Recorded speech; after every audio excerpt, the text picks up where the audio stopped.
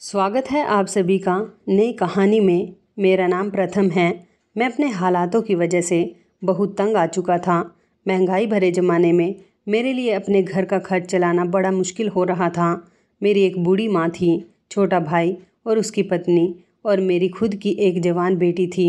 मेरी पत्नी तो इस दुनिया से 7 साल पहले जा चुकी थी। अपनी माँ के जाने के बाद मेरी बेटी बहुत अकेली हो गई थी। हमेशा अपनी माँ को याद करके रोती रहती थी। मेरी एक ही बेटी थी और मैं उसे बहुत प्यार करता था। मुझे हमेशा उसकी परवाह लगी रहती थी। मैं चाहता था कि मेरी बेटी की शादी एक अच्छे परिवार में हो, जहाँ जाने के बाद मेरी बेटी सुखी रहे। एक तरफ मुझे अपनी बेटी की फ़िक्र लगी रहती थी और दूसरी तरफ यह फ़िक्र थी कि आखिर मेरे घर का खर्चा कैसे चलेगा। मेरा छोटा भाई जब से उसकी शादी हुई थी, उसने अपनी कमाई अपने पास रखनी शुरू कर दी थी, क्योंकि उसकी पत्नी बहुत चालाक थी। उसने शादी के बाद मेरे भाई को अपने काबू में कर लिया था। यहाँ तक कि मेरा भाई अपनी बूढ़ी माँ को भी पलट कर नहीं देखता था। कहने को तो हम सब लोग एक ही घर में रहते थे, लेकिन मेरे भाई की पत्नी ने शादी के 1 साल बाद ही मेरी माँ से लड़ाई झगड़ा करने के बाद अपनी रसोई अलग कर ली थी। हमारे घर में 2 चूल्हे जलते थे। मेरी पत्नी के मर जाने के बाद मेरी माँ ने ही मेरी बेटी का ख्याल रखा था, लेकिन अब मेरी माँ ज़्यादा ही बीमार रहने लगी थी। उनकी दवाइयों का भी अब बहुत खर्चा था। हर महीने डॉक्टर महंगी महंगी दवाइयाँ लिखकर मेरे हाथ में पर्चा थमा देते थे। अपनी माँ का ख्याल रखना था तो उनको दवाइयाँ भी देनी ज़रूरी थी। मेरी बेटी तो इंटर कर चुकी थी। घर की ख़राब हालत की वजह से मैं उसको आगे नहीं पढ़ा सका था। मेरी ख्वाहिश थी कि मैं उसको पढ़ा लिखा कर डॉक्टर बनाऊं, लेकिन यहाँ मेरे पास अपने ही खाने के लिए नहीं था, तो मैं अपनी बेटी की पढ़ाई कैसे पूरी करवा सकता था। लोग कहते थे कि तुम्हारी बेटी जवान हो रही है और खूबसूरत भी है, इसको आसानी से रिश्ते मिल जाएंगे।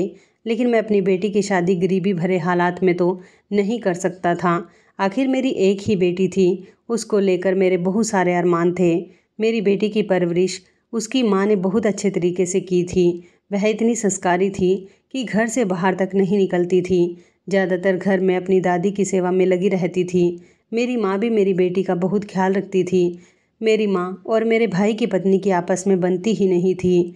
दोनों सास बहू एक दूसरे से झगड़ा करती रहती थी। मेरी अपनी एक छोटी सी प्लास्टिक के बर्तनों की दुकान थी। मेरा काम बहुत अच्छा चलता था, लेकिन जब मेरी पत्नी इस दुनिया से चली गई तो मैं बिल्कुल टूट कर रह गया था। कई दिनों तक तो मैंने अपनी दुकान खोली ही नहीं थी। जब कुछ दिनों के बाद मैंने दुकान पर जाना शुरू कर दिया तो मेरा काम कुछ चलने लगा था। लेकिन एक दिन अचानक रात के समय मेरी दुकान में शॉर्ट सर्किट हो जाने की वजह से आग लग गई और मेरी दुकान में पड़ा हुआ सारा प्लास्टिक का माल जलकर राख हो गया था, जिसकी वजह से मुझे बहुत बड़ा नुकसान हुआ था। एक तो मैं मामूली सा आदमी था, ले देकर मेरे पास एक यही किराए की दुकान थी, जिसमें मैंने महंगी कीमत के प्लास्टिक के बर्तन रखे हुए थे, जो कि बहुत अच्छी चलती थी। लेकिन मेरे पास जितना भी माल था सारा का सारा जल चुका था। अब इतना पैसा मेरे पास नहीं था कि मैं दोबारा से माल खरीद सकूं, इसलिए मैंने दुकान को बंद कर दिया और मैं कोई काम तलाश करने लगा था। अगर मुझे कहीं काम मिलता भी था तो वहाँ पर बहुत कम पैसे मिलते थे। मैं अपनी ज़िंदगी से तंग आ चुका था। इतने कम पैसों से मैं अपने घर के खर्चे नहीं कर पा रहा था।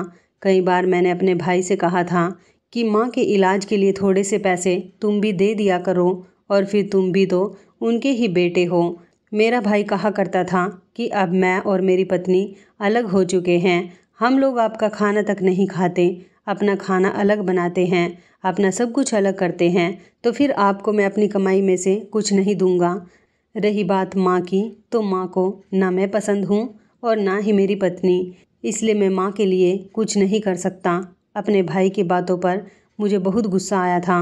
मेरा उससे एक बार झगड़ा भी हो गया था, लेकिन इस झगड़े से पूरे मोहल्ले में हमारी काफ़ी बदनामी हो गई थी कि दोनों एक दूसरे के सगे भाई होते हुए झगड़ा कर रहे हैं। मेरे भाई को तो इस सब से कोई फ़र्क नहीं पड़ता था, मगर मुझे बहुत फ़र्क पड़ता था, क्योंकि मैं एक शरीफ इंसान था। मोहल्ले के लोग मेरी बहुत इज्जत किया करते थे। मैं इस सारी बातों से बहुत तंग आ चुका था और चाहता था कि अपनी बेटी का किसी अमीर परिवार में रिश्ता देखकर उसकी शादी कर दूं। लेकिन अपनी बेटी की अमीर परिवार में शादी करने के लिए मुझे खुद को भी तो अमीर होना चाहिए था। ज़्यादा अमीर ना सही, मेरे पास इतने पैसे तो हों जो मैं अपनी बेटी की शादी खूब धूमधाम से कर सकता और अपनी बेटी को ढेर सारा दहेज दे सकता, मगर मेरी सारी ख्वाहिशें मेरे दिल में ही दब कर रह गई थी। कई दिन इसी तरह से गुजर गए थे। मैं बहुत परेशान था कि अपने घर के हालात कैसे बदल सकूं। तब मेरे एक दोस्त ने मुझे बताया कि तुम मेरे साथ कतर चलो, मैं तो वहाँ पर प्लम्बर की नौकरी करने के लिए जा रहा हूँ। मैंने सोचा तुमसे भी पूछ लेता हूँ। मेरा दोस्त जानता था कि मुझे प्लम्बर का काम करना आता है, इसलिए वो मुझे अपने साथ लेकर जाना चाहता था। मैं जानता था कि अपने घर और अपने परिवार वालों से दूर रहकर ही मेरे घर के हालात कुछ सुधर सकते हैं। अपने ही शहर में रहकर तो मैं कुछ नहीं कर सका, क्योंकि बाहर देशों में काम करने वाले लोग ज़्यादा पैसे कमा लेते हैं। मैं अपने दोस्त के साथ जाने के लिए तैयार था, मगर जब मैंने कतर जाने वाली बात अपनी माँ और बेटी को बताई तो वो दोनों फूट फूट कर रोने लगी और कहने लगी कि आखिरकार तुम्हारे अलावा हमारा इस दुनिया में है ही कौन, और तुम भी अगर हमें छोड़कर इतनी दूर चले जाओगे तो हम लोगों का क्या होगा, हम तुम्हारे बिना यहाँ अकेले कैसे रहेंगे। मैंने अपनी माँ को समझाने की कोशिश की कि अगर मैं यहाँ से नहीं गया तो आपका इलाज कैसे होगा और मैं अपनी बेटी की शादी कैसे कर सकूँगा। अब आप समझदार हो, फिर भी आप मेरी बेटी के सामने रो रही हो, साथ साथ वह भी रो रही थी। इस तरह कैसे चलेगा, प्लीज़ मुझे जाने दीजिए। मैं कुछ समय वहाँ रहूँगा तो अच्छा खासा पैसा कमा लूँगा, उसके बाद मैं आप लोगों के पास आ जाऊँगा और हमारी ज़िंदगी आसान हो जाएगी। मेरी माँ कहने लगी, बेटे मैं तेरे बिना नहीं रह सकती, तू जानता है ना कि तेरा भाई मुझे और तेरी बेटी को पसंद नहीं करता। तेरे बिना तो वो हमें घर से निकाल देगा और फिर मेरी ज़िंदगी ही कितनी है, मेरी थोड़ी सी ही तो ज़िंदगी रह गई है। मैं चाहती हूँ कि तेरे सामने ही मरूँ ताकि तू मेरा क्रियाक्रम कर सके, लेकिन अगर तू मुझसे दूर चला गया तो मैं जानती हूँ कि तू मेरा क्रियाक्रम करने के लिए भी वापस नहीं आएगा।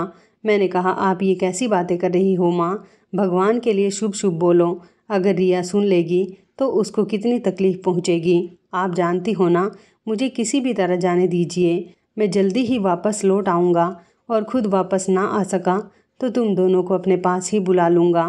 बस आप मेरे पीछे मेरी बेटी और अपना बहुत बहुत ख्याल रखना। मेरी माँ का मन तो नहीं कर रहा था कि वो मुझे जाने दे, मगर घर के हालात और मेरी परेशानी भी उन्हें साफ साफ दिख रही थी। वो जानती थी कि मैं घर के बिगड़े हुए हालात की वजह से कितना परेशान रहता था। घर के जो भी काम होते थे उनके लिए पैसों का बंदोबस्त करना मेरे लिए कितना मुश्किल हो रहा था। फिर मेरी माँ कहने लगी कि अच्छा चलो ठीक है, तुम चले जाओ, लेकिन हमसे रोज़ बात करना, हम तुमसे एक पल भी दूर नहीं रह सकते। मैंने अपनी माँ को तसल्ली दी और नौकरी लगने दो, मैं सब कुछ ठीक कर दूँगा और अपना भी ख्याल रखूँगा। आपसे हर रोज़ फ़ोन पर बात किया करूँगा। माँ को तो मैं जैसे तैसे समझा चुका था। मैं जब अपनी बेटी के पास गया तो वो भी फूट फूट कर रो रही थी और कह रही थी कि पापा आपके बिना मैं दादी को अकेले कैसे संभालूंगी। मैंने उसे प्यार से समझाया और कहा कि मैं जानता हूँ मेरी बेटी बहुत अच्छी है, बहुत बहादुर है, बिल्कुल अपने पापा पर गई है। जैसे उसके पापा ज़िंदगी के मुश्किल हालात से गुजर रहे हैं, इसी तरह मेरी बेटी भी अपनी दादी का बहुत ख्याल रखेगी। आखिर वो कमज़ोर नहीं हैं और वो भी अपने पिता की तरह हालात से लड़ना अच्छी तरह से जानती है। मैंने अपनी बेटी से कहा कि रिया बेटा मुझे जाने दो, मैं सब कुछ ठीक कर दूंगा, तुम फिक्र मत करो, तुम्हारे सारे सपने पूरे करूंगा। मैं तुम्हें डॉक्टर बनाना चाहता था, लेकिन गरीब हालात होने की वजह से नहीं बना पाया, मगर तुम देखना मैं तुम्हारी शादी इतनी धूमधाम से करूंगा कि सारी दुनिया देखती रह जाएगी। आखिरकार तुम मेरी इकलौती बेटी हो और फिर इतनी प्यारी हो कि तुम्हारे लिए तो मैं सब कुछ कर दूंगा। मेरी बेटी मेरे गले से लगकर फूट फूट कर रोने लगी थी। मैंने अपने डॉक्यूमेंट्स बनने के लिए दे दिए थे। कुछ दिनों बाद मेरा पासपोर्ट और वीज़ा भी आ गया था। फिर मैं अपने दोस्त के साथ कतर चला गया। उस दिन मेरी माँ और मेरी बेटी बहुत रोई थी। मैं उन लोगों के आंसू देखकर फूट फूट कर रोया था। मुझे बहुत तकलीफ़ हुई थी। जाने से पहले मैंने अपने भाई और उसकी पत्नी को समझा दिया था कि मेरी बेटी और माँ को किसी तरह की कोई तकलीफ़ मत देना। अगर तुमने ऐसा किया तो मुझसे बुरा कोई नहीं होगा। मैं घर का बड़ा था। जब अपने भाई से थोड़ा तेज़ आवाज़ में बात करता था तो वो सहम जाता था और उसकी पत्नी भी। इस तरह मैं कतर आ गया और यहाँ आने के बाद मेरे दोस्त ने मुझे अपने साथ साथ एक अच्छी नौकरी पर लगवा दिया था। मैं प्लम्बर की नौकरी कर रहा था। मुझे लोगों के घरों में जाकर उनके घर का पानी लीकेज, पानी की फिटिंग करना और भी ढेर सारे काम होते थे जो मैं किया करता था।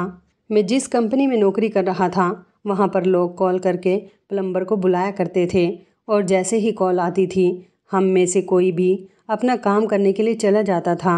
हमें जितने भी पैसे मिलते थे वो सारे ही हमारे मालिक के पास जाते थे, क्योंकि उन्होंने हमारे महीने की सैलरी बांध दी थी।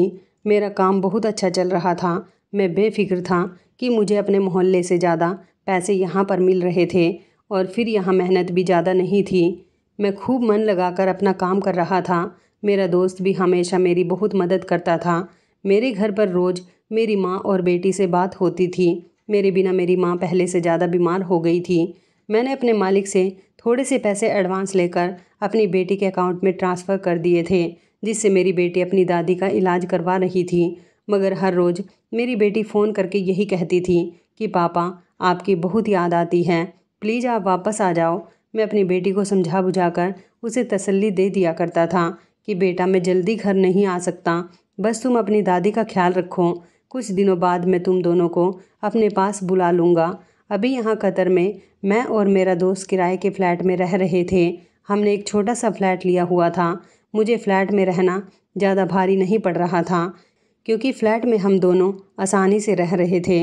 आधे पैसे मैं दिया करता था और आधे पैसे मेरा दोस्त दिया करता था। मेरे दोस्त ने बताया था कि जब हम यहाँ पर नौकरी करते हुए 3 या 4 महीने गुजर जाएंगे तो हमारा मालिक हमें रहने के लिए एक फ़्लैट भी दे देगा। सिर्फ तब तक की ही परेशानी है, उसके बाद सब कुछ ठीक हो जाएगा। तुम चाहो तो अपनी माँ और बेटी को भी यहाँ बुला सकते हो। मैंने सोचा भी यही था कि जैसे ही मेरे रहने का बंदोबस्त हो जाएगा मैं जल्द से जल्द अपनी बेटी और अपनी माँ को यहाँ बुला लूँगा, क्योंकि मैं भी उनके बिना यहाँ पर नहीं रह पा रहा था। मुझे हमेशा उनकी फ़िक्र लगी रहती थी। वैसे भी मेरी माँ बीमार थी। मुझे डर लगा रहता था कि कहीं उनकी ज़्यादा तबीयत ख़राब हो गई तो मेरी बेटी उन्हें कैसे संभालेगी। कई दिन इसी तरह से गुजर गए थे, जब एक दिन अचानक मेरी बेटी का फ़ोन आया और उसने कहा कि पापा दादी इस दुनिया से जा चुकी हैं। मैं तो अपनी बेटी की बात सुनकर शॉक्ड ही रह गया था। आखिरकार मेरी माँ अचानक इस दुनिया से कैसे चली गई। उनका तो अच्छे डॉक्टर से इलाज भी चल रहा था। मेरी बेटी ने बताया कि कल रात जब दादी सोई थी तो आपको बहुत याद कर रही थी। कह रही थी कि मुझे अपने बेटे की बहुत याद आ रही है। मन कर रहा है कि मैं उड़कर अपने बेटे के पास चली जाऊं, मगर क्या करूं, मैं उससे नहीं मिल सकती। वो बेचारा मेरे लिए कितना कुछ कर रहा है। बस हम दोनों दादी पोती आपके बारे में ही बातें करते करते सो गए थे। सुबह जब मैं उठी तो दादी सोकर नहीं उठी थी। हालांकि दादी की आंख तो मेरे उठने से पहले ही खुल जाती थी। मैंने घर के सारे काम कर लिए, दादी फिर भी नहीं उठी। फिर मैंने जब दादी को हिलाकर उठाने की कोशिश की तो देखा कि दादी की सांस ही नहीं चल रही है। दादी उठ ही नहीं रही थी। मैंने ज़ोर ज़ोर से रोना शुरू कर दिया तो चाचा और चाची आ गए थे। उन्होंने दादी को देखा तो बताया कि दादी इस दुनिया से जा चुकी है। मैं ज़ोर ज़ोर से रोने लगी थी। मुझे यकीन नहीं आ रहा था कि मेरी दादी इस दुनिया से चली गई। इसलिए मैंने जल्दी से डॉक्टर को कॉल करके घर बुलाया। डॉक्टर साहब ने भी यही बताया था कि रात में दादी को हार्ट अटैक आया था और वो इस दुनिया से चल बसी है। ये बताकर मेरी बेटी फूट फूट कर रोने लगी और मैं भी बहुत रोया था। मेरी बेटी ने वीडियो कॉल करके मुझे मेरी माँ को दिखा दिया था। अपनी माँ को मरा हुआ देखकर मैं भी बिलख बिलख कर रोया था। मैं इतनी दूर था कि अपनी माँ को आखिरी बार देख भी नहीं सकता था। अब तो मेरी बेटी पूरी तरह से अकेली हो गई थी। मेरी माँ का अंतिम संस्कार हो चुका था। मैंने अपने छोटे भाई को कॉल करके कहा था कि मेरी बेटी अकेली रह गई है, तुम उसका ख्याल रखना। मेरा भाई शायद मेरी माँ के मर जाने से खुश हो रहा था, क्योंकि मेरी माँ ही उसको और उसकी पत्नी को जली कटी बातें सुनाती थी, जो कि उसको बिल्कुल बर्दाश्त नहीं थी। अब उसे सुकून मिल गया था कि अब उसे जली कटी बातें सुनाने वाला कोई नहीं है। मेरी बेटी तो थी ही शुरू से बहुत सीधी और मासूम। उसे तो जैसा कहो वैसा ही कर लिया करती थी। मेरे भाई और उसकी पत्नी ने कहा था कि आप फिक्र मत करो, हम आपकी बेटी को अपनी बेटी समझकर उसका ख्याल रखेंगे। अभी मेरे भाई के पास कोई औलाद नहीं थी। मुझे लगा था कि शायद माँ के मर जाने से मेरे भाई और उसकी पत्नी के दिल में मेरी बेटी के लिए तरस आ गया है। उन्हें भी लगता कि वो अब अकेली कैसे खाना बनाया करेगी, इसलिए उन्होंने उसे अपने साथ ही रख लिया था। मगर मैं अपने भाई और उसकी पत्नी की चालाकी को नहीं समझ पाया था। तसल्ली तो मुझे हो गई थी कि मेरे भाई ने मेरी बेटी को समझा तो सही। मुझे लगता था कि वो दोनों पति पत्नी मेरी बेटी का ख्याल रख रहे होंगे, लेकिन उन दोनों ने तो मेरी बेटी को तंग करके रख दिया था। मैं जब भी अपने छोटे भाई को कॉल करता और उससे कहता कि मेरी बेटी से बात करवा दो, तो वो कहता था कि भैया वो मेरी पत्नी के साथ बाजार गई है।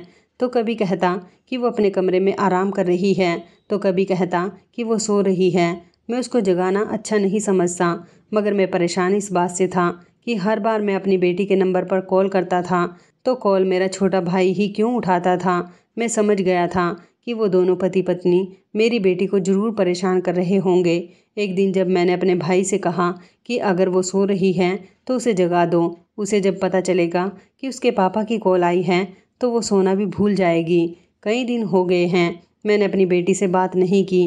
तुम उसका मोबाइल उसे ही दे दिया करो, उसकी कॉल रिसीव खुद मत किया करो। मेरी बात सुनकर मेरे भाई को बुरा तो ज़रूर लगा था, मगर उसने मेरी बेटी को मोबाइल वापस कर दिया था। लेकिन मेरी बेटी की जब 10 दिन के बाद मुझसे बात हुई थी तो वो फूट फूट कर रो रही थी। कहने लगी, पापा, चाचा और चाची मेरे साथ बहुत गलत बिहेव करते हैं। चाची मुझसे घर के सारे काम करवाती है, मुझे 1 मिनट के लिए भी आराम नहीं करने देती। इन दोनों पति पत्नी ने मुझे अपने घर की नौकरानी बनाकर रख दिया है और मुझे खाना भी रूखा सूखा देते हैं। जब तक दादी जिंदा थी इन लोगों की हिम्मत नहीं थी कि मुझसे तेज़ आवाज़ में भी बात कर सके, मगर चाची मेरे साथ बहुत बदतमीज़ी से बात करती हैं। प्लीज़ पापा, मुझे अपने पास बुला लो, मैं इन लोगों के साथ नहीं रहना चाहती। अपनी बेटी की बात पर मुझे बहुत तरस आया था और अपने भाई और उसकी पत्नी के लिए गुस्सा भी आया था। मेरा मन कर रहा था कि मैं उन दोनों से जाकर पूछूं कि आखिर वो लोग मेरी बेटी के साथ ऐसा क्यों कर रहे हैं, मगर फिर मैं खामोश हो गया था क्योंकि मुझे इस समय अपनी बेटी को समझाना था और उसे कहना था कि जो कुछ भी हो रहा है अभी खामोशी से बर्दाश्त करती रहो, क्योंकि अभी मुझे नौकरी करते हुए 2 महीने ही हुए थे, अभी 1 महीना और रह गया था जब मालिक हमें रहने के लिए घर भी देने वाला था। आखिरकार मेरी बेटी जवान और खूबसूरत थी। मैं उसे यहाँ लाने के बाद किसी मुसीबत में नहीं डालना चाहता था, इसलिए पहले मैं रहने का अच्छे से बंदोबस्त करना चाहता था, तभी उसे यहाँ बुलाता। मगर मेरी बेटी वहाँ बहुत परेशान थी। एक दिन मैं बहुत खामोश बैठा हुआ था और मोबाइल में अपनी माँ और बेटी की फ़ोटो देख रहा था। साथ साथ मुझे अपनी पत्नी की भी बहुत याद आ रही थी। जब पीछे से मालिक आ गए और उनकी नज़र मेरे मोबाइल पर चली गई, उन्होंने मोबाइल देखते ही कहा कि ये खूबसूरत लड़की कौन है। तो मैंने उन्हें बताया कि ये मेरी इकलौती बेटी है। तो वो कहने लगे, अच्छा सुना है कि तुम्हारी माँ भी इस दुनिया से चली गई है और पत्नी की मौत पहले ही हो चुकी है, इस तरह तुम्हारी बेटी घर में अकेली रहती होगी। मैंने कहा, जी जी मालिक, मेरी बेटी तो यहाँ पर आना चाहती है। वैसे तो वो मेरे छोटे भाई और उसकी पत्नी के साथ रहती हैं, लेकिन उन लोगों ने उसे बहुत तंग किया हुआ है। वो मेरे पास आना चाहती है, लेकिन मेरा अपना रहने का भी कोई ठिकाना नहीं है। मैं किराए के फ्लैट में रहता हूँ, जिसमें मेरा दोस्त और हम दोनों साथ रहते हैं। ऐसे हालात में मैं उसे भी अपने साथ शामिल नहीं कर सकता। तो मालिक कहने लगा कि अरे इतना परेशान होने वाली क्या बात है, बाहर से काम करने के लिए जो लोग मेरे पास आते हैं मैं उन्हें रहने के लिए एक अलग से क्वार्टर दे देता हूँ। भले ही वह छोटा होता है, लेकिन उनका परिवार कुछ समय बाद यहाँ आकर उनके साथ रहने लगता है।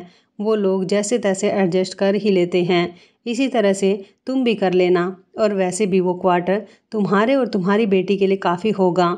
मालिक की बात सुनकर मैं खुश हो गया था।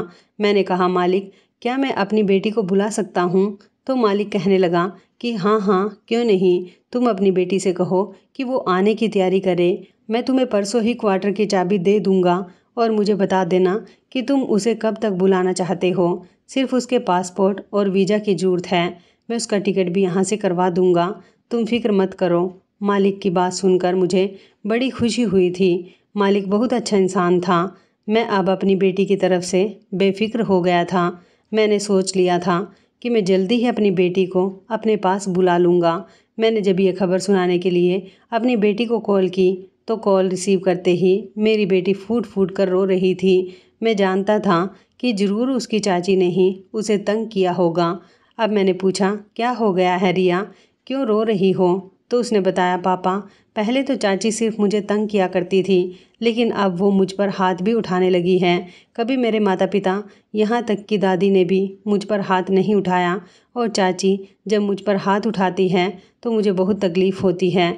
अपनी बेटी की बात सुनकर मुझे अपने भाई की पत्नी पर इतना गुस्सा आया था कि मन कर रहा था अगर वो मेरे सामने हो तो मैं उसे सज़ा दूं, मगर मैं इतनी दूर रहकर कुछ भी नहीं कर सकता था। लेकिन फिर मैंने अपनी बेटी को बताया कि अब तुम्हें उसके अत्याचार ज़्यादा सहने की ज़रूरत नहीं है। तुम अपने डॉक्यूमेंट्स निकाल कर रखो। तुम्हारा पासपोर्ट तो मैंने पहले ही बनने दे दिया था। तुम पता करो कि तुम्हारा पासपोर्ट बनकर आया या नहीं। मैं तुम्हें अगले हफ्ते में अपने पास बुला लूँगा। मेरी बेटी ये खबर सुनकर बहुत खुश हुई थी और उसने कहा था कि पापा, मैं जल्द से जल्द आपके पास आना चाहती हूँ। मुझे यहाँ पर नहीं रहना। अगर एक हफ्ते की बात है तो मैं खामोशी से सब कुछ बर्दाश्त करती रहूँगी। एक हफ्ता गुजर चुका था। मेरे मालिक ने वीज़ा और टिकट करवा दिए जो मैंने अपनी बेटी को भिजवा दिए थे। मेरी बेटी वहाँ से फ़्लाइट में बैठ चुकी थी। अब मुझे उसके यहाँ आने का इंतज़ार था। उसकी यहाँ की फ़्लाइट सुबह 11 बजे की थी, इसलिए मैं अपनी बेटी को लेने के लिए एयरपोर्ट पर चला गया। जब मैं सही समय पर एयरपोर्ट पहुँचा तो फ़्लाइट लैंड हो चुकी थी। मैं दिल ही दिल में बहुत खुश था, क्योंकि अब मुझे तसल्ली हो गई थी कि मेरी बेटी अब मेरी आंखों के सामने रहेगी। उसे किसी भी तरह की तकलीफ़ का सामना करने की कोई ज़रूरत नहीं पड़ेगी, क्योंकि यहाँ रहने का इंतज़ाम भी हो चुका था और मेरी सैलरी भी अच्छी खासी थी। मैं यहाँ रहते हुए अपनी बेटी का अच्छी तरह से ख्याल रख सकता था। मैं अपनी बेटी के बाहर आने का इंतज़ार कर रहा था, लेकिन मेरी बेचैनी उस समय बढ़ने लगी जब सारे पैसेंजर बाहर आ चुके थे, लेकिन मेरी बेटी रिया का कुछ पता ही नहीं था। मुझे उसकी फ़िक्र होने लगी थी। मैंने वहाँ के स्टाफ से कहलवाया भी कि मेरी बेटी अभी तक बाहर नहीं आई है, तो वो कहने लगी कि फ़्लाइट के सारे पैसेंजर बाहर आ चुके हैं। मैं बहुत परेशान हो गया था। आखिर मेरी बेटी इंडिया से कतर अकेली आ रही थी। मुझे उसकी फ़िक्र तो हो रही थी, लेकिन मैं जानता था कि वो पढ़ी लिखी समझदार है, आराम से यहाँ तक आ सकती है। मैंने उसको पूरे एयरपोर्ट पर तलाश कर लिया था। वो मुझे कहीं भी नहीं मिली। मैं काफ़ी देर तक वहाँ पर अपनी बेटी का इंतज़ार करने लगा। कई फ़्लाइट आई और पैसेंजर उतरे और चली गई, मगर मेरी बेटी का पता ही नहीं था। जब मैं बहुत तंग आ गया तो मैंने मदद के लिए अपने मालिक को कॉल लगाई, उन्हें अपनी परेशानी बताई, तो वो भी एयरपोर्ट पहुँच गए थे। वो कहने लगे कि मेरी एयरपोर्ट के अंदर अच्छी जान पहचान है, मैं तुम्हारी बेटी के बारे में पूछ कर आता हूँ। वो एयरपोर्ट के अंदर वाले हिस्से में चले गए थे। कुछ देर के बाद जब वो वापस आए तो कहने लगे कि वो लड़की तो इसी एयरपोर्ट पर फ़्लाइट में बैठकर आई थी और यहाँ से जा चुकी है। ये सुनकर मेरे होश उड़ गए थे। आखिर मेरी बेटी कतर पहुँच चुकी थी, तो फिर वो कहाँ चली गई? क्या वो मुझे दिखाई नहीं दी या फिर मैं उसे नहीं देख पाया? मुझे कुछ समझ नहीं आ रहा था। मैंने मालिक से कहा, जब वो फ़्लाइट से यहाँ एयरपोर्ट पर उतरी है तो वो ज़रूर इसी शहर में होगी, हमें उसे तलाश करना होगा। मैंने अपनी बेटी का मोबाइल नंबर लगाया तो उसका नंबर भी स्विच ऑफ आ रहा था। इससे पहले मैं उसे सारी बात अच्छी तरह से फ़ोन पर समझा चुका था। मैंने उसे कहा था, जब तुम कतर एयरपोर्ट पर आओगी तो मैं एयरपोर्ट के बाहर खड़ा हुआ तुम्हारा इंतज़ार कर रहा हूँगा, मगर ना जाने वो कहाँ चली गई। मेरा दिल तो अपनी बेटी के लिए ज़ोर ज़ोर से धड़कने लगा था। मुझे लग रहा था कि ज़रूर मेरी बेटी के साथ कुछ गलत होने जा रहा है। मैंने मालिक से कहा, मालिक किसी भी तरह से मेरी बेटी को ढूंढो। मालिक बहुत ही अच्छा इंसान था। वो मुझे अपने साथ पुलिस स्टेशन ले गया और वहाँ जाने के बाद उसने मेरी बेटी की गुमशुदगी की रिपोर्ट लिखवाई और पुलिस को हमने मेरी बेटी का फ़ोटो भी दे दिया था, ताकि उन्हें मेरी बेटी को तलाश करने में परेशानी ना आए।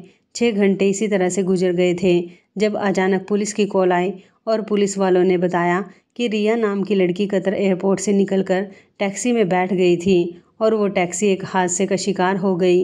ये बात सुनकर मेरे पैरों तले से ज़मीन निकल गई थी। मुझे अस्पताल में ले जाया गया था। मेरा तो पूरा शरीर कांप रहा था और बुरा हाल था। मैं सोच रहा था कि मैंने क्यों अपनी बेटी को यहाँ बुला लिया। मुझे एक लड़की की लाश के पास लेकर जाया गया। पुलिस को शक था कि ये मेरी बेटी का ही शव है। मैंने जैसे ही लाश का चेहरा खोलकर देखा तो मेरे पैरों तले से ज़मीन निकल गई थी। उस लड़की का चेहरा बुरी तरह से जला हुआ था, जबकि हाथ पैर भी बुरी तरह से जल चुके थे। जो सामान उस टैक्सी में मिला था वो सामान मुझे दिखाया गया था। वो सामान देखकर मेरे होश उड़ गए थे। क्योंकि जो बैग मेरी बेटी लेकर आई थी वो मेरी बेटी का ही बैग था और उसके अंदर मौजूद कपड़े भी मेरी बेटी के ही थे। मैं अपनी बेटी की याद में हर वक्त रोता रहता था और मुझे अफसोस होता था कि मैंने अपनी बेटी को यहाँ बुलाकर बहुत बड़ी गलती कर दी। गलती तो मेरी बेटी से भी हुई थी, जो यहाँ आते ही टैक्सी में बैठ गई और उसने मुझे एयरपोर्ट पर तलाश करने की भी कोशिश नहीं की। हालांकि मैं एयरपोर्ट पर फ़्लाइट के आने से पहले ही पहुँच गया था। इस कड़े समय में मालिक ही मेरा बहुत बड़ा हमदर्द साबित हुआ था। कहने लगा कि किस्मत में शायद यही लिखा हुआ था, तुम सब कुछ भूल कर आगे बढ़ो। मगर मैं इतनी आसानी से सब कुछ कैसे भूल सकता था। धीरे धीरे मुझसे मेरा पूरा परिवार दूर जा चुका था। पहले मेरी पत्नी चली गई, फिर माँ और बेटी भी नहीं रही थी। मालिक कहने लगा कि यहाँ की हर चीज़ तुम्हारी बेटी के लिए अनजान थी, इसलिए वो मासूमियत में टैक्सी में बैठ गई और शायद उसकी मौत इसी तरह से लिखी हुई थी। मेरे लिए ये गम कोई छोटा नहीं था। मैं अपनी बेटी से बहुत प्यार करता था। सबसे ज़्यादा दुख मुझे अपनी बेटी की मौत का ही हुआ था। हालांकि इसके पहले मेरी माँ और पत्नी भी मर चुकी थी। मुझे उनकी मौत का इतना दुख नहीं हुआ था जितना कि अपनी बेटी की मौत पर हो रहा था। मेरी बेटी कितनी खुश थी जब मैंने उसे बताया था कि मैं उसे अपने पास बुला रहा हूँ। मेरे मालिक ने मेरी सैलरी बढ़ा दी थी। वो मेरी बहुत मदद कर रहे थे। ये खबर जब मैंने अपने भाई को फ़ोन करके बताई तो मेरा भाई मुझे ही कोसने लगा और कहने लगा, ये सब आपकी लापरवाही का नतीजा है।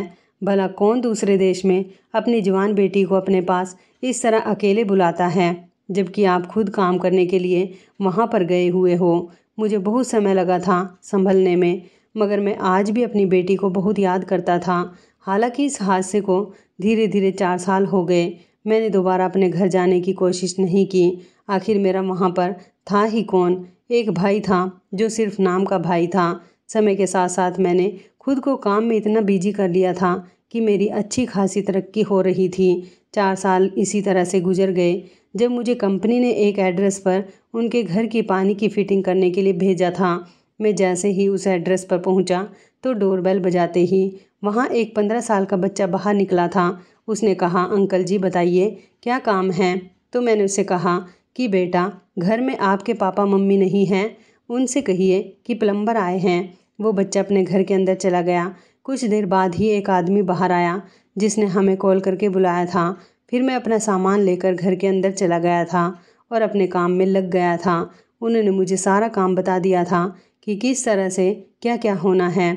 1 घंटे तक मैं लगभग काफ़ी सारी फिटिंग कर चुका था जब थोड़ी देर के बाद वो आदमी मेरे पास आया और कहने लगा कि अभी काम रोक दो, चाय बन रही है, चाय पी लेना। वो आदमी अच्छे बिहेवियर का लग रहा था। मैं भी चाय पीने के लिए रुक गया था, क्योंकि हम जहाँ पर भी जाते थे वहाँ के लोग खुशी खुशी कभी हमें पैसे ज़्यादा दे दिया करते थे तो कभी हमें चाय या ठंडा पिला दिया करते थे। मैं अपनी जेब से रुमाल निकालकर पसीना पोंछने लगा जब एक जवान और खूबसूरत लड़की चाय की ट्रे लेकर आई थी। इस लड़की को देखकर तो मेरे होश उड़ गए थे। वो तो रिया थी, मेरी बेटी रिया। मेरा सर बुरी तरह से चकरा सा गया था। ये कैसे हो सकता था? मेरी बेटी तो जिंदा थी। मैं सब कुछ भूलकर अपनी बेटी के करीब चला गया। मैंने कहा, रिया मेरी बेटी, तुम ठीक तो हो? तुम यहाँ कैसे? मेरी आंखों में अपनी बेटी को देखकर आंसू आ गए थे। इतनी ही देर में वो आदमी मेरे पास आ गया और कहने लगा कि ये क्या बदतमीजी है, मेरी पत्नी के पास से पीछे हटो। वो मेरी बेटी ही थी, वो उसकी पत्नी कैसे हो सकती थी? ये ज़्यादा उम्र का आदमी था, जबकि मेरी बेटी तो कम उम्र की ही थी। मैं अपनी बेटी को अच्छी तरह से पहचान सकता था। ये मेरी बेटी ही थी। भला कोई पिता अपनी औलाद को कैसे भूल सकता है? वो आदमी उसे वंदना कहकर पुकार रहा था। कहने लगा, वंदना तुम अंदर चली जाओ। मैंने कहा, ये मेरी बेटी है, तुम मेरी बेटी से मुझे दूर नहीं कर सकते। मेरी बात पर उस आदमी ने मेरा गिरेबान पकड़ लिया और कहने लगा कि खबरदार, जो मेरी पत्नी को अपनी बेटी कहा। मेरी पत्नी का इस दुनिया में आगे पीछे कोई भी नहीं है और मेरी शादी को 16 साल हो गए। देखा नहीं, ये 15 साल का बच्चा ये हम दोनों का ही है। उस बच्चे को देखकर मेरी आंखें फटी की फटी रह गई थी। क्या सच में ये इस लड़की का बच्चा था? रिया घबराई हुई कमरे से बाहर चली गई। मैंने इस आदमी से गुस्से से कहा कि तुम झूठ बोल रहे हो, ये मेरी बेटी है और तुमने मेरी बेटी को किडनैप किया है। मैं तुम्हें नहीं छोड़ूंगा। इस आदमी ने मुझे धक्के देकर अपने घर से बाहर निकाल दिया। मैं अच्छी तरह से जानता था कि ये मेरी बेटी ही थी। मेरी आंखें उसे देखकर धोखा नहीं खा सकती थी। आखिर मेरी बेटी कैसे इस इंसान से शादी कर सकती है। मैं दबे दबे कदमों से बीच सड़क पर आ गया था। मेरी आंखें अपनी बेटी के बारे में सोच सोच कर रो रही थी।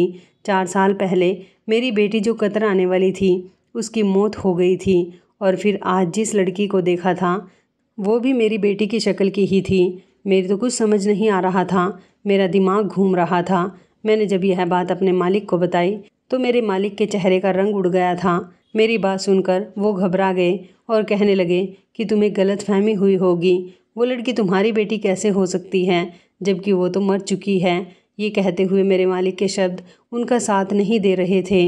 मैंने कहा, मालिक ऐसा नहीं हो सकता, मैं अपनी बेटी को अच्छी तरह से जानता हूँ, वो लड़की मेरी बेटी ही है। मैं अपनी बेटी को पहचानने में गलती कर ही नहीं सकता। मेरे लिए ये बात बहुत दर्दनाक थी कि मेरी बेटी इतनी बड़ी उम्र के आदमी के साथ शादी करके उसके घर में कैसे रह सकती है। मेरा मालिक कहने लगा, वो कोई और लड़की होगी, तुमने तो खुद अपनी बेटी के शव की पहचान की थी, तुम्हारी बेटी मर चुकी थी। मैंने कहा, लेकिन उस लड़की का चेहरा पूरी तरह से जला हुआ था जिसे मैंने देखा था। मैं कुछ नहीं जानता कि वो कौन थी, लेकिन मेरी बेटी वही है जो उस आदमी के घर में थी। आप बस मुझे इतना बताओ कि आप मेरी मदद करोगे या नहीं। मेरी बात पर मेरा मालिक कन्फ्यूजन का शिकार होने लगा। कहने लगा, मैं कैसे ये काम कर सकता हूँ, ये काम बहुत रिस्की है, बहुत बड़ी प्रॉब्लम हो सकती है। मैं वहाँ से भी मायूस हो चुका था, लेकिन मुझे लग रहा था जैसे मेरी बेटी किसी परेशानी का शिकार है। मैं अपनी बेटी को परेशानी से निकालना चाहता था। मेरी रातों की नींद उड़ कर रह गई थी। मैं अगले दिन फिर से उसी घर पर पहुंच गया। दरवाज़ा उस घर के मालिक ने खोला था। वो मेरी तरफ देखकर लाल पीला होने लगा। मैंने उसे कहा कि देखो भाई, मेरी बात को ठंडे दिमाग से सुनो, मैं तुमसे झूठ नहीं बोल रहा। जिस लड़की को तुम अपनी पत्नी बता रहे हो वो मेरी बेटी है। तुम एक बार मेरी बेटी से मेरी बात करवा दो, मैं एक बार उससे मिलना चाहता हूँ। वो आदमी कहने लगा कि यहाँ से चले जाओ, वरना मैं तुम्हें धक्के मारकर यहाँ से निकाल दूंगा। मेरी पत्नी तुमसे नहीं मिलना चाहती। भला वो तुमसे क्यों मिलेगी। मैं तब भी शर्मिंदा होकर वहाँ से वापस लौट आया था। अब मेरे पास सिर्फ एक ही तरीका बचा था कि मैं खामोशी से किसी भी तरह अपनी बेटी से बात करूं। मुझे यकीन था कि वो मेरी बेटी है। वो ना जाने कहाँ चली गई थी और अब उसने इस आदमी के साथ शादी क्यों कर ली थी। मैं उसके घर के आसपास छुप गया ताकि ये पता लगा सकूं कि वो आदमी कब घर से बाहर निकलता है। लेकिन ये देखकर मेरे होश उड़ गए थे जब मेरा मालिक उसके घर से बाहर निकल रहा था। वो उनके गेट पर खड़े हुए उस आदमी से बातचीत कर रहा था। जिस अंदाज में मेरा मालिक उस आदमी से बात कर रहा था उस हिसाब से यही लगता था कि ये लोग पहले से एक दूसरे को जानते हैं। मेरा दिमाग फिर से उलझने लगा। मेरा मालिक इस आदमी को जानता था। ये सब क्या था, मैं समझ नहीं पा रहा था। मुझे हर हाल में अपनी बेटी से मिलना था, तभी मैं सच्चाई जान सकता था। मैं रात तक वहीं छुपा रहा, लेकिन वो इंसान बाहर नहीं निकला। रात के 2 बजे जब पूरी तरह से सन्नाटा छा गया तो मैं खामोशी से उसके घर की दीवार लांघकर घर के अंदर तक पहुंच गया। मैंने खिड़की से कमरे के अंदर की लाइट जली हुई देखी थी। मैं उसी खिड़की के करीब आकर खड़ा हो गया। मैंने धीरे से खिड़की खोली तो वह खुल गई। जब मैंने अंदर झांक कर देखा तो मेरी बेटी एक कोने में बैठी हुई थी और रो रही थी, और वो आदमी मेरी बेटी से कह रहा था कि मैंने तुम्हारे लिए मुँह मांगी कीमत दी है, इसलिए तुम चाहकर भी यहाँ से भागने की कोशिश नहीं कर सकती। मुझे इस बात से कोई फ़र्क नहीं पड़ता कि तुम उस आदमी की बेटी हो या नहीं, लेकिन तुम यहाँ से बाहर नहीं निकल सकती। अगर तुम्हारा पिता तुम्हारे सामने भी आ जाए तो तुम उसे साफ इनकार कर देना कि तुम उसकी बेटी नहीं बल्कि मेरी पत्नी हो, वरना वो तुम्हें यहाँ से ले जाएगा। मेरी बेटी उस आदमी से कहने लगी कि तुमने मुझे मेरे पिता से दूर कर दिया और इतनी कम उम्र की होने के बावजूद तुमने मुझे 15 साल के बच्चे की माँ बना दिया।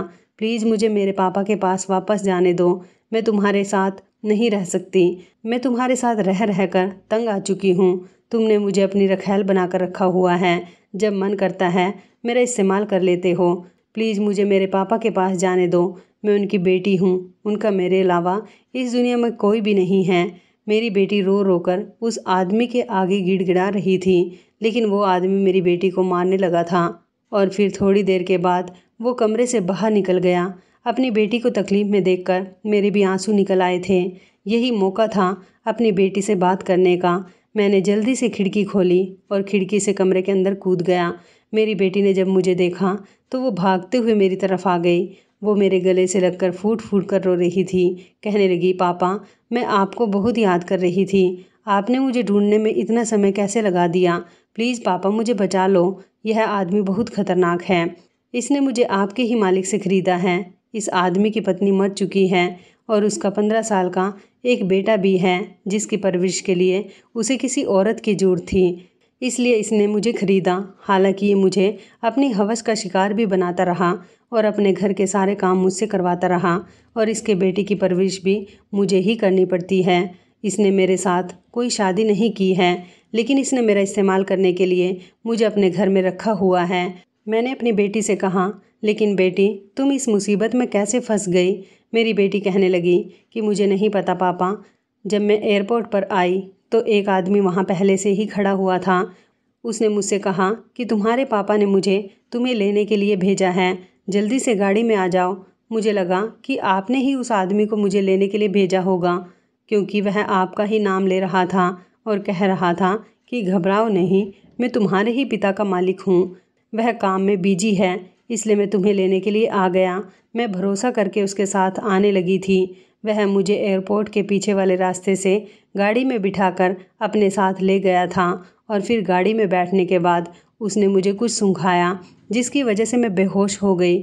उसके बाद जब मेरी आंखें खुली तो मैं इस आदमी के घर पर थी और जो आदमी मुझे यहाँ लेकर आया था वह इस आदमी के साथ बात कर रहा था।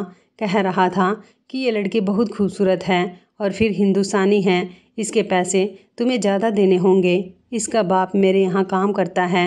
वह यह बात नहीं जानता कि उसकी बेटी को मैं किडनैप करके तुम्हें बेच चुका हूँ। इस काम में मेरी बहुत मेहनत लगी है, इसलिए मैं ज़्यादा पैसे लेना चाहता हूँ। यह आदमी बहुत अमीर था, इसलिए उसने आपके मालिक को ढेर सारे पैसे दे दिए और फिर यह आदमी हर रात मुझे अपनी हवस का शिकार बनाता और अपने घर के सारे काम करवाता, मेरे ऊपर बहुत अत्याचार करता। आपके मालिक के आगे मैं बहुत गिड़गिड़ाई थी कि प्लीज़ मुझे यहाँ से जाने दो, मुझे मेरे पापा के पास भेज दो। तो वह हंसने लगा और कहने लगा कि तुम्हारे पिता को तो मैं यकीन दिला चुका हूँ कि तुम मर चुकी हो। तुम्हारा पिता एक दिन मोबाइल में तुम्हारी फ़ोटो देख रहा था। जब मैंने देखा कि तुम तो बड़ी खूबसूरत हो, इसलिए मैंने उससे कहा कि वो तुम्हें यहाँ पर बुला ले और इस तरह मैंने तुम्हें गायब करने का पूरा प्लान बनाया। मैंने यहाँ से भागने की कई बार कोशिश की थी, लेकिन हर बार नाकामयाब रही। मगर उस दिन जब मैंने आपको यहाँ पर देखा तो मुझे उम्मीद की किरण नज़र आई थी। मैंने सोच लिया था कि आप मुझे बचाकर ही रहोगे। पापा अब आप मुझे किसी भी तरह यहाँ से लेकर चलो। अगर इस आदमी को पता चल गया कि आप यहाँ पर हो तो ये हम दोनों को मार देगा। ये बहुत ख़तरनाक आदमी है। अपनी बेटी की सारी बातें सुनकर मेरे होश उड़ चुके थे। जिस मालिक को मैं इतना अच्छा समझता था वो इतना दरिंदा इंसान था कि मेरी ही बेटी को पैसों के लालच में आकर एक अमीर आदमी के हवाले कर चुका था। अपनी बेटी की सारी बात सुनकर मैंने उसे तसल्ली दी कि तुम फिक्र मत करो, मैं तुम्हें यहाँ से ले जाऊँगा। मैं वहाँ से वापस आ गया था। अगले दिन मैं पुलिस को ले आया और पुलिस ने मेरी बेटी के बयान लिए। मेरी बेटी ने सब कुछ सच सच बता दिया था। पुलिस ने मेरे मालिक और इस आदमी को भी अरेस्ट कर लिया था। मेरी बेटी मुझे वापस मिल चुकी थी। मैं नहीं जानता था कि जिस इंसान को मैं अपना हमदर्द समझता था वो ही मेरे साथ इतना गलत करेगा। घर के हालात सुधारने के चक्कर में मेरी बेटी के साथ बहुत गलत हो गया था, मगर मेरे लिए सबसे अच्छी बात ये थी कि मेरी बेटी सही सलामत मेरे पास आ गई। आज इस हादसे को 10 साल गुजर चुके हैं। मैंने अपनी बेटी की शादी इंडिया में आने के बाद एक अच्छे परिवार में कर दी। मेरी बेटी अपने पति के साथ बहुत खुश रहती है और मेरी उम्र अब काफ़ी हो चुकी है। मैंने अपने घर के भी हिस्से के बंटवारे कर लिए थे। हमारा घर काफ़ी बड़ा था। आधा घर मैंने अपने भाई को दे दिया और आधा घर मेरे पास है। मैंने अपने घर को ठीक से बना लिया था और उसको किराए पर दे दिया, जिसमें से एक कमरा आज भी मेरे पास है। अब मैं बीमार रहता हूँ और किराए के पैसों से अपना गुजारा करता हूँ। मेरी बेटी मेरा इलाज करवाती है। मैंने ये घर अपनी बेटी के नाम कर दिया है, क्योंकि मेरे बाद यह सब कुछ उसका ही तो है। पता नहीं मैं कब इस दुनिया को छोड़कर चला जाऊँ।